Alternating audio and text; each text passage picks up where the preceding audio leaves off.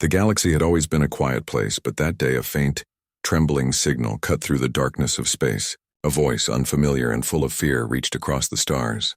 It came from the peaceful Valthari, a race known for their brilliant minds, not their fighting skills. Their world, Saren 9, had once been a jewel of their sector. Lush forests, crystal rivers, and skies painted with double suns. Now the planet was under siege. A mechanical swarm, vast and relentless, was devouring everything in its path. Cities, forests, even the atmosphere seemed to bend under the pressure of the swarm's unyielding advance. The Valthari broadcast a desperate message, a call for help. They sent it to every corner of the galaxy. Their tone was pleading, their hope fragile. If anyone hears this, please, help us. But as the hours stretched into days, the galaxy stayed silent. The Galactic Council, the ruling body of the known civilizations, held meetings behind polished glass screens. Words of sympathy were spoken. Plans were debated. But in the end, the council did nothing. The mechanical swarm was dangerous, they said. Too unpredictable, too powerful, too risky. The Valthari were left alone. Far from the council's safety, in the shadowed edges of known space, the message found ears that were ready to listen. Human territory stretched across harsh worlds, many so hostile that most species refused to settle there. These were the Deathworlds, planets where storms shredded steel, gravity could crush bones, and radiation burned stronger than the sun. Humanity forged on these worlds had grown strong, resilient, and fearless. Where others saw danger, humans saw opportunity to survive. They were called Deathworlders across the stars, a name meant to scare, but which they had embraced as a badge of honor. On board the massive human warship HMS Resolute, Captain Arya Trent stood before the main viewing screen. The faint, wavering signal played again, looping its desperate plea. Her crew listened in silence. Engineers, gunners, navigators, under all were tense, their faces pale with concern but lit with a spark of something else. Curiosity? Defiance? Perhaps both. Arya turned to her first officer, Commander Jalen Voss. "Do we know who it is?" she asked. Voss shook his head. "The species identifies as Valthari. Homeworld Saren 9, they're not fighters. Our scans show almost no defensive technology. Whatever is attacking them is far beyond their capability to stop." Arya nodded, her eyes fixed on the distant signal. "And yet, someone has to answer. Prepare the fleet. We leave in 1 hour." The crew exchanged startled looks. Many had been trained to follow orders without question, but even so, venturing into uncharted space to face an unknown enemy was considered almost suicidal. Fleet Command tried to halt the plan. Messages came flooding in. "Captain Trent, this is unauthorized. Do not engage. The Council has forbidden any intervention." Arya's reply was simple, unshaken. Someone called for help. Humanity answers. The HMS Resolute wasn't alone. Soon, 70 human warships moved as one through the black void, their engines glowing faintly as hyperspace opened before them. No other species answered the call. The galaxy, safe behind its polished walls, turned away. But humans had never been bound by caution. They thrived in chaos, danger, and impossible odds. As the fleet approached Saren 9, the view through the scanners sent a chill across even the hardiest crew. The mechanical swarm had spread across the planet like a living storm. Towering constructs with silver limbs and glowing cores moved in unison, consuming cities and forests alike. Energy waves radiated from the swarm, distorting the air and shaking the ground. The Valthari people were in hiding, scattered across their ruined planet, waiting and hoping for salvation. Captain Arya watched the visual feeds. She saw a small village engulfed by mechanical arms, a forest turned to metal skeletons, and in the center of it all, the core of the swarm pulsing with light, feeding on the planet's energy. "If we fail here," she whispered to herself, "no one else will even try."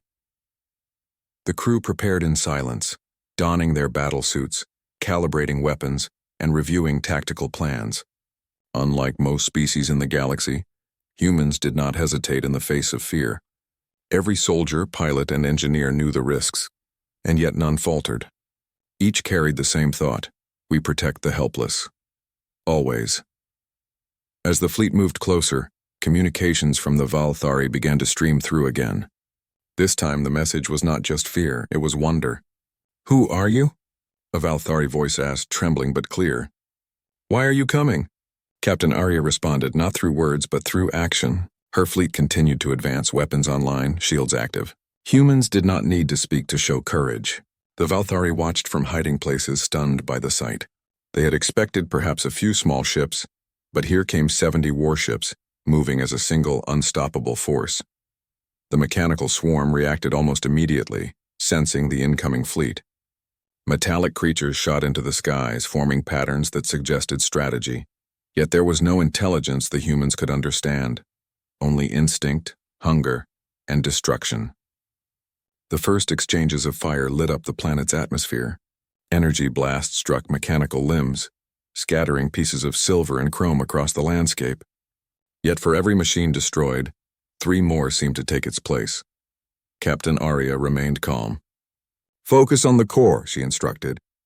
"Protect civilians, neutralize the swarm, and secure a landing zone." Her voice carried authority and reassurance. The fleet responded with precision.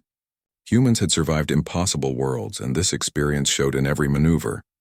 Below, Valthari civilians fled, some guided by holographic markers projected by the human ships. They saw humans moving with a kind of controlled fury, striking decisively, yet never losing sight of the innocents trapped beneath the chaos. To the Valthari it was astonishing. Creatures so young in galactic terms, yet so fearless, so committed to saving strangers. Hours passed. The battle raged across cities and plains. The human fleet took losses, but they never retreated. The swarm adapted, changing shape, creating enormous constructs to crush the humans. But even as ships were damaged and soldiers fell, the Deathworlders pushed forward. Each act of bravery inspired another. The humans fought with intelligence, courage, and an almost legendary tenacity. Captain Arya stared at the central core of the swarm, her mind racing with strategy. "This ends tonight," she muttered. Her officers nodded. They had seen their captain face countless dangers and emerge victorious. There was no doubt in their minds. Failure was not an option. From orbit, a small group of Valthari dared to send a message again. This time it was more than fear. "Thank you," they whispered, almost in disbelief. "We never imagined anyone would come." Arya's eyes softened slightly. "We are humans," she said quietly. "We go where help is needed. That is all." The night fell over Seren 9, lit only by the fires of battle and the glow of the mechanical swarm. The humans, the Deathworlders, were determined, and the galaxy, watching silently from afar, was about to witness something it had never expected.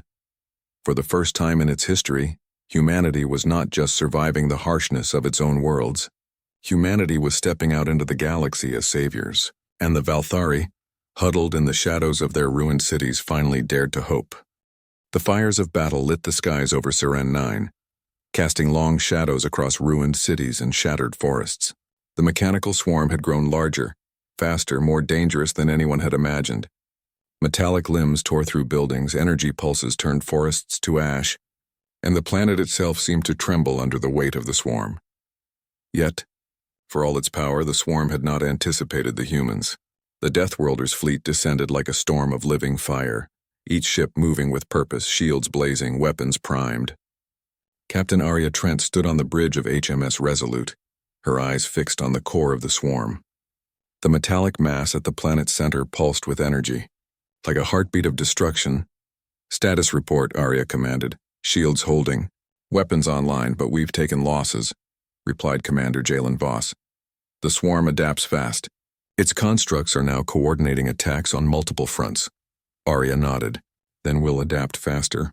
All ships form a strike line. Focus fire on the outer swarm, protect evacuation zones, and make way for ground units."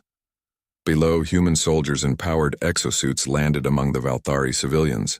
The aliens, small and fragile by human standards, stared in awe as the armored soldiers moved with precision, lifting rubble, shielding families, and guiding them toward safe zones. Their hearts filled with hope for the first time in days. The swarm responded with shocking speed.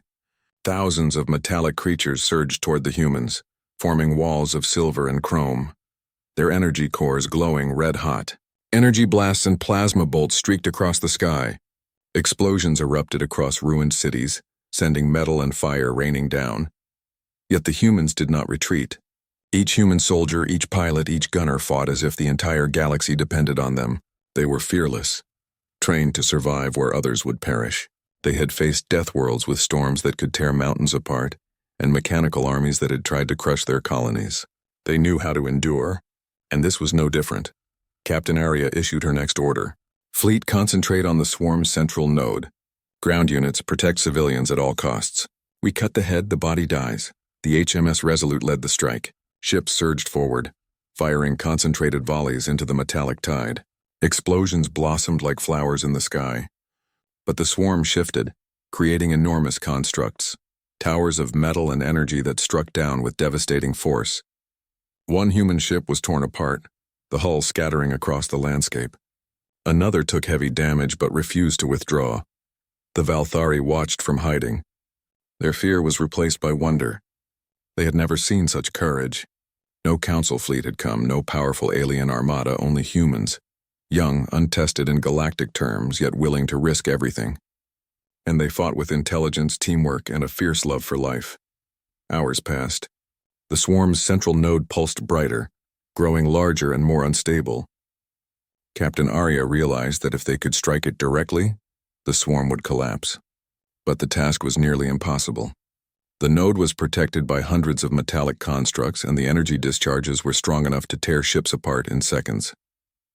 Arya turned to Commander Voss. We're going in.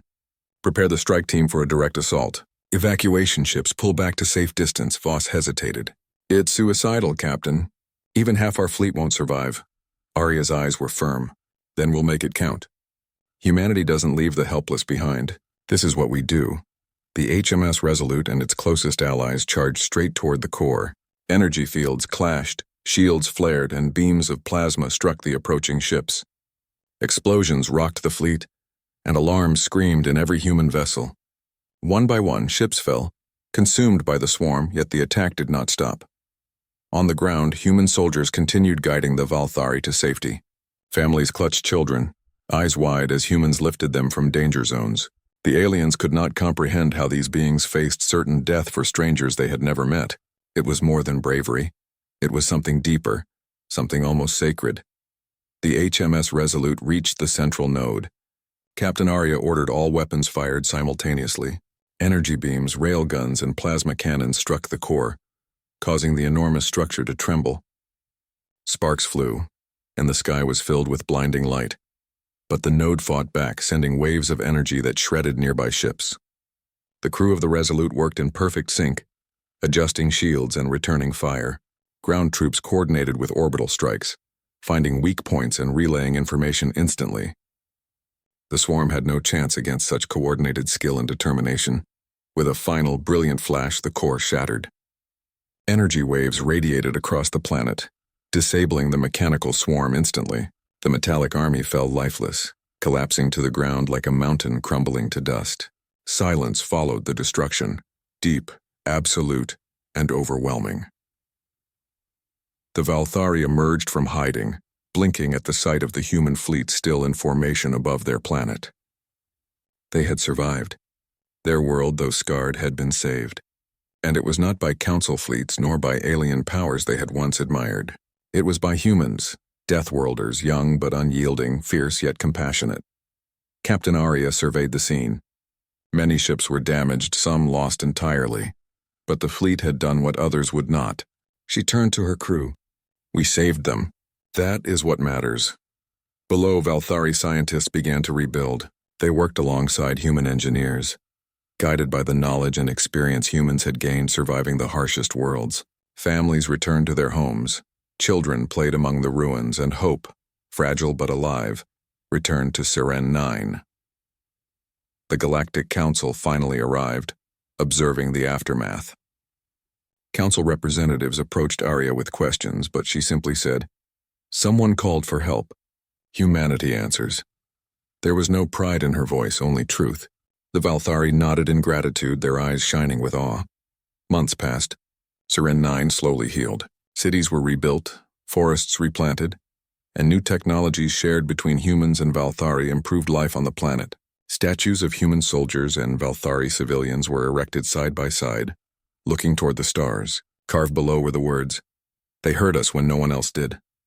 The Deathworlders did not seek fame or rewards.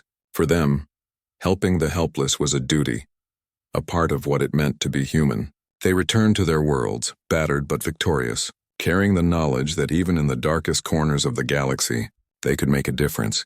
And across the stars, the legend of the Deathworlders grew, a young species underestimated by the galaxy, yet capable of feats no one else dared attempt. Where the Council hesitated, they acted. Where others fled, they fought. And where hope seemed lost, they brought salvation. Captain Arya looked up at the stars as the fleet jumped back to human space. Her voice was quiet yet firm. The galaxy is bigger than we know, but we will always answer the call. Always. Somewhere, deep in the void, another SOS signal began to transmit, and somewhere else the human fleet prepared to listen. Because the Deathworlders had proven one simple truth. No matter the danger, no matter the odds, humans never ignore a cry for help.